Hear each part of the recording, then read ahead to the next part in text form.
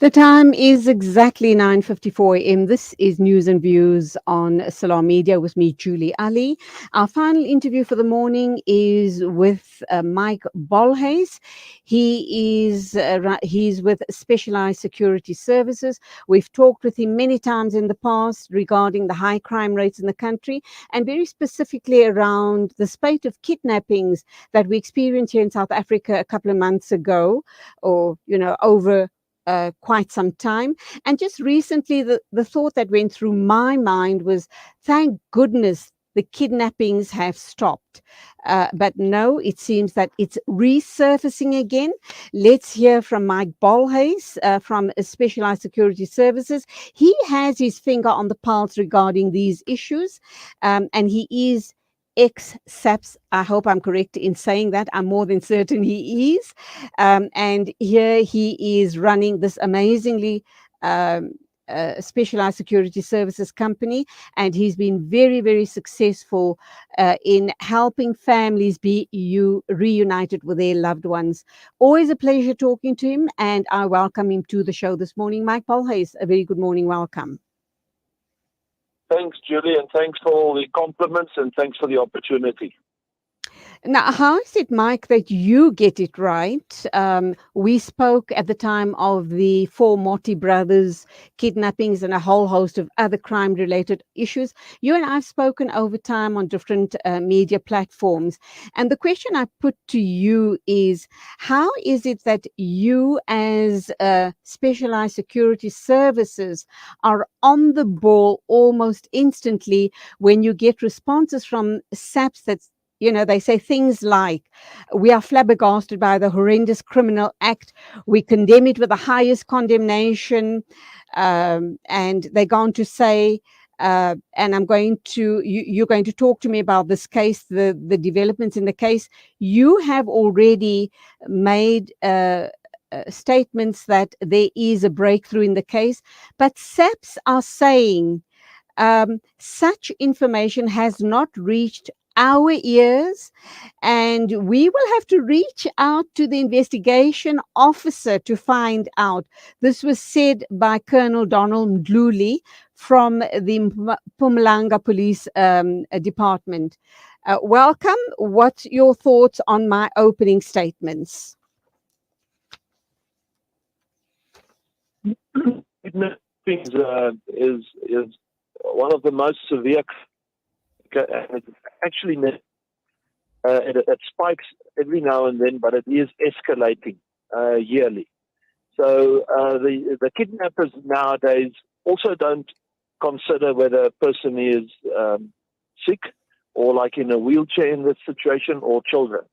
So it's now gone to a level where the kidnappers will go for the elderly, for children, for the weak and the sick, in order to gain money. The main reason for kidnapping is to gain money.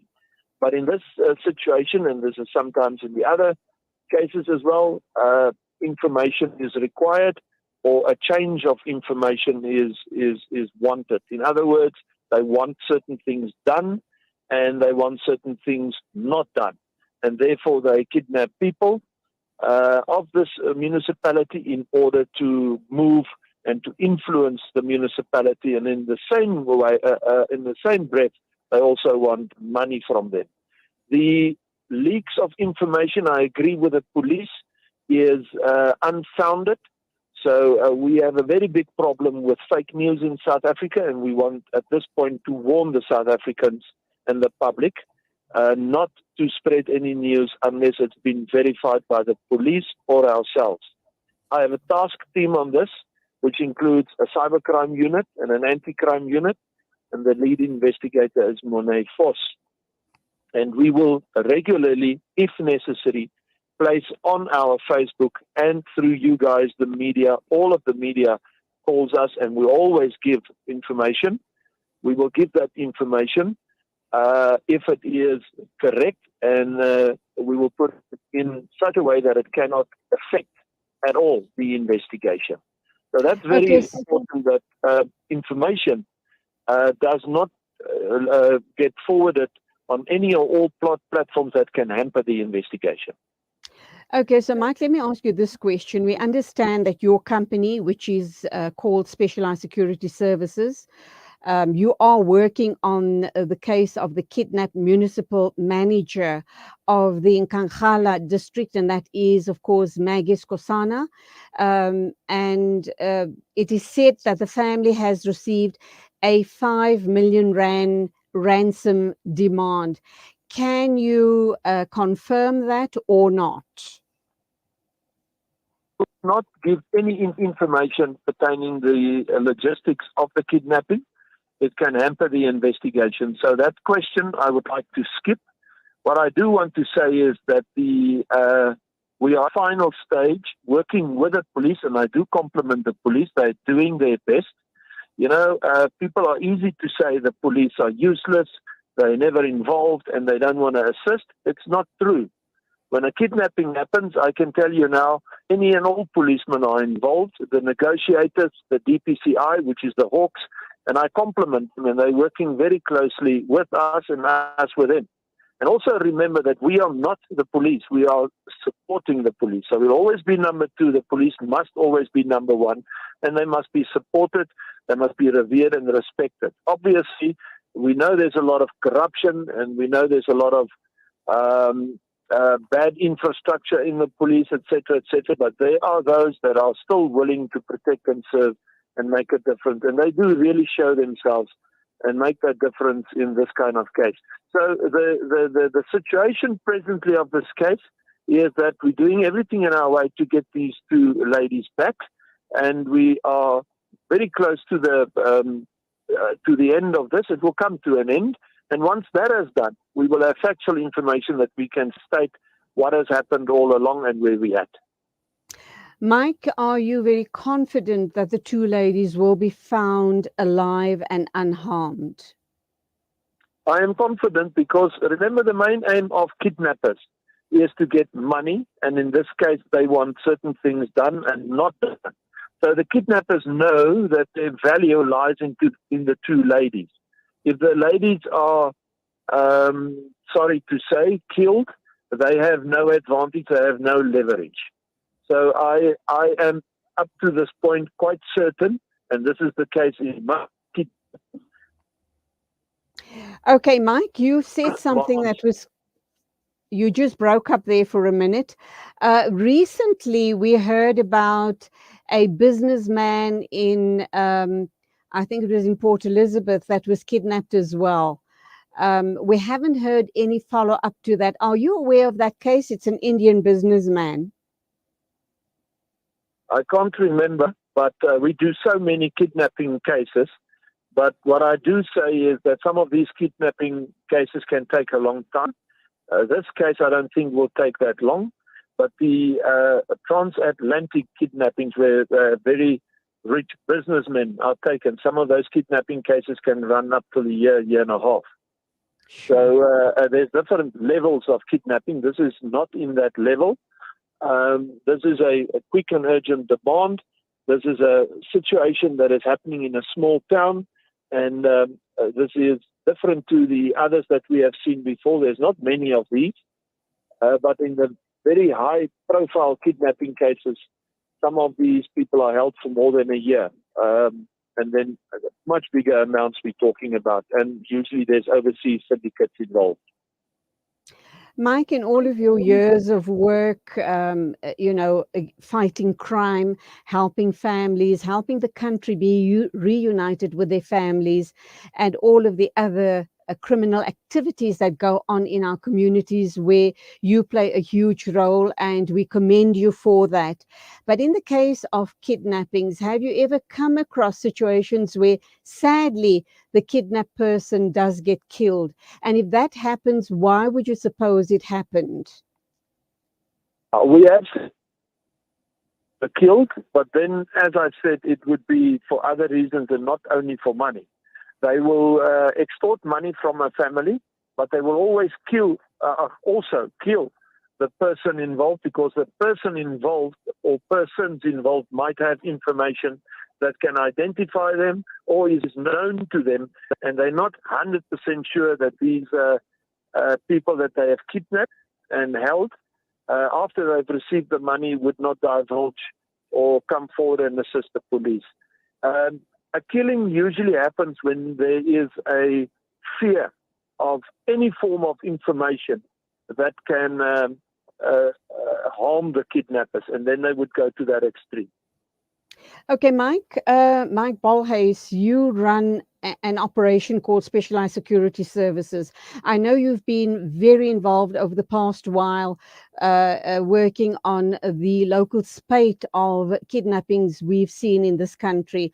What other type of cases are you involved in? People listening to the program this morning would think, well, I have a particular problem. I wonder if Mike Bolhuis at Specialized Security Services will be able to help me resolve this issue. So what other type of crimes, etc., do you and your company work on?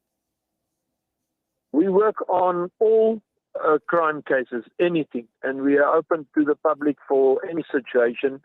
We always make a little statement where we would say to people, if an old lady needs to be assisted across the street, we'll be there to assist. And if we need to address people in government that commits crime up to that level, we will address that. The bottom line is we are end-of-the-line organization that deals with serious violent and serious economic crimes, but also any economic crimes and any violent crimes. So there's the sky is literally the limit. And unfortunately, South Africa offers the worst of the worst crimes, and also the smallest and the most crimes being committed in South Africa, from cell phone theft to just stalking, extortions, and cybercrime, etc., etc. So there's nothing we don't address, and we have specialist investigators. Most of them are all senior ex-policemen that has years and years of experience, and they deal with these cases, and they've got teams that they deal with, and we are trying to make that difference. So any situation where when all else fails, people are more than welcome to contact us. And people can get all of your details probably on your Facebook page and via the net, or which is the best way to get hold of you? The best way, Julie, is like you guys always do. You put our stuff on your websites, on all your platforms, my electronic business card. If you need the newest and the latest, which I think you have, Yes. you can just place it there. And I would urge people to read our Facebook projects. The projects are there for a reason. It shows the successes of, for instance, missing persons or kidnappings or other cases. It's also an exposure of what is the latest and the newest crimes, and it also exposes criminals. So the Facebook platform is very, very important in informing the public and leaving them informed behind. Okay, Mike, that's where we're going to have to leave it. One final question very quickly. We know a lot of, you talk about international syndicates. They're not only involved in kidnappings, they're involved in human trafficking and drug trafficking as well. How huge a problem is that in South Africa? Because you did indicate that South Africa is one of the worst countries for these type of crimes. Are we in a very, very bad situation as far as human and drug trafficking is concerned? And are all of these crimes interlinked? No, but usually crime syndicates does not necessarily commit one crime. They commit several crimes, and they're involved with all other crimes. So my opinion is that drug trafficking, sex trafficking, and kidnapping and human trafficking, etc., is syndicates that will dabble in all of those areas, and the syndicates would know each other and assist each other. The reason why all these crimes are being committed in South Africa is because they can get away with it. Crime begets crime. If you commit crime in an area and you can do it and you can get away with it, other criminals will jump in and not only commit that crime, but any and other crime. In other words, they will not necessarily only just do house robbery. They will do hijacking then, and they will commit a murder or a rape. So it's many crimes that could be committed because it can be done and they can get away with it. The other reason why they come to South Africa from overseas and other African countries is because South Africa is a lucrative country where you can commit crime. And as I've said, it's lawless here. And unfortunately, it draws a lot of criminals to come in, commit crime here, and then take the loot and whatever they can get and take from here outside of South Africa as well. And this is due to bad governance and due to bad policing. And here I have said it all along so many times on your platform as well, that there's too much corruption. There should be no corruption at all. But there is probably 80% corruption in the police and probably an 80% corruption in the government. And crime can only flourish when corruption is rife. So if a government is corrupt, then crime will be committed and it will not stop. If the police is corrupt, then crime will be committed and it won't stop. Frightening indeed. Mike Bolhuis, thank you indeed for always being available to talk to us. Mike is with the Specialized Security Services. If you need to engage with him and his company, you can go to our web pages, or you can just go to Specialized Security Services. Of late, he's been very involved in a lot of reuniting of families of kidnapped cases. Mike, keep up the amazing work. May God watch over you, bless you, and may you always enjoy much success in the work you do. Thank you, and thank you to the public that is assisting. We appreciate that you listen, and we will ask really to make an effort to find out any information about crime and get us informed, and especially about this crime. Please contact us if anybody knows of this specific kidnapping, but be aware. Do not spread any news. Don't fall for gossip or nonsense or stories or fake news. Be very careful of social media. Thank you so much. God bless you all, and may God bless you all richly with health and wealth, safety, prosperity, and discernment, insight, and wisdom, and may be gracious and merciful upon us. Thank you, and the very same for you and your loved ones. It is exactly 11 after 10 o'clock. Thank you indeed for being with me on the show this morning. Hope you've enjoyed it as much as I've enjoyed your company. A big shout out to our production team. Till tomorrow morning at the same time as always. Assalamu alaikum and Khuda Hafiz from me, Julie Ali. Please stand by for the beautiful recitation of Juz 28 by Sheikh Tawfiq Ibn As-Sa'ikh.